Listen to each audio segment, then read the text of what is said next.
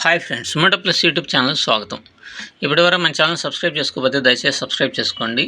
రేపు వచ్చే ఆదివారం రోజు మధ్యాహ్నం 2:30 వెబినార్ ఉంటుంది. మన డిస్క్రిప్షన్లో వాట్సాప్ నెంబర్ ఇస్తున్నాను, మీరు కాంటాక్ట్ చేయగలరు. ఇక విషయంలోనికి వెళ్ళిపోదాం. ఇది వచ్చేసరికి bank Nifty chart, Nifty features అన్నమాట. Nifty index chart. సో దీంట్లో రేపు అంటే గురువారం రోజు మార్కెట్ ఎలా ఉండబోతుంది ఏంటి అనేటువంటి దాన్ని స్పష్టంగా మీరు కావాలంటే దీని ప్రకారమే జరుగుతుంది అని గమనించగలరు. అలాగే మేము ఇచ్చేటువంటి ఈ లెవెల్స్ ప్రకారం మీరు ట్రేడ్ చేయవద్దు. కేవలం ఇది అబ్జర్వేషన్ కోసమే ఇస్తున్నాము. ఇది మార్కెట్ 52,620 630 అనేటువంటిది మెయిన్ ఒక కీ లెవెల్గా మీరు భావించండి. మార్కెట్ అనేటువంటిది రేపు గనక ఒకవేళ గ్యాప్ అప్ గనక అయితే, అంటే ఇక్కడ గనక ఎక్కడెక్కడైనా సరే ఫామ్ అయితే, ఎంత గ్యాప్ అప్ అయినా అక్కడెక్కడే కన్సాలిడేషన్ అయ్యి మరలా కిందకు వస్తుంది. 52,600కి కిందకి గనక దిగితే మరలా అది 52,300 వరకు రావడానికి పాసిబిలిటీ అనేటువంటిది ఉన్నది. ఇక్కడెక్కడే నడుస్తుంది అన్నమాట మార్కెట్ అనేటువంటిది. 52,600 52,300 మధ్య మాత్రం నడుస్తుంది. ఎప్పుడు గ్యాప్ అప్ అయితే అక్కడక్కడే కన్సాలిడేషన్ అయ్యి అది మరలా తిరిగి 52,600 జోన్లోకి ఇది ఇక్కడ ఫామ్ అయిందంటే ఇది ఇక్కడిక్కడే కొంచెంసేపు అట్లా అయ్యి పైకి మాత్రం వెళ్దాం. ఇట్లా అయ్యి ఒకవేళ పైకి వెళ్ళినా మళ్ళీ వెనక్కి వస్తుంది. పిఈ మోడ్లోనే ఉంటుంది.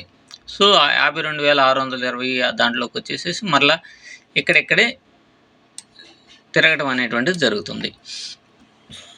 ఇన్ కేస్ మార్కెట్ కనుక ప్లాట్గా ఓపెన్ అయింది అనుకోండి, ప్లాట్గా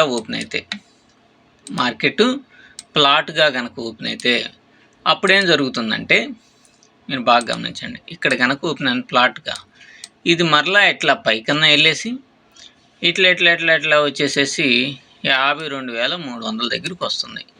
ఇన్ కేస్ 52,300 కనుక క్రాస్ అయింది అనుకోండి, 52,300 ఇక్కడ కనుక క్రాస్ అయ్యి కొద్దిసేపు అక్కడే కనుక ఉండి కొంచెం 52,250 దాకా వెళ్తే ఇక ఈ సైడ్ అనేటువంటిది ఉంటుంది. ఇక్కడ నుంచి దాదాపుగా నెక్స్ట్ 52,000కి వెళ్ళిపోతుంది.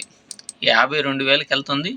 52,000 తర్వాత 51,800కి వెళ్ళేటువంటి అవకాశం ఉంది. సో అదే కనుక గ్యాప్ డౌన్ అయింది, ఇక్కడెక్కడన్నా ఫామ్ అయితే మాత్రం ఇక్కడ క్విక్గా పడేటువంటి అవకాశం ఉన్నది. 52,300 కంటే కింద కనుక ఓపెన్ అయితే మార్కెట్ అనేటువంటిది క్విక్గా కిందకి పడేటువంటి అవకాశం ఉంటుంది. సో నెంబర్ 1, గ్యాప్ అప్ అయితే అక్కడక్కడే కన్సాలిడేషన్ అయ్యి మళ్ళీ కిందకు వస్తుంది. లేదంటే ప్లాట్గా కనుక ఓపెన్ అయితే అది కొంచెం మరలా ఇక్కడే కన్సాలిడేషన్ పైకి వెళ్ళైనా కిందకు వస్తుంది. కిందకు వచ్చైనా ఇక్కడ సపోర్ట్ తీసుకున్నాను అనుకోండి, మళ్ళీ పైకి వెళ్ళి మళ్ళీ కిందకు వస్తుంది. అట్లా పైకి కిందకి వెళ్తూ ఉంటుంది.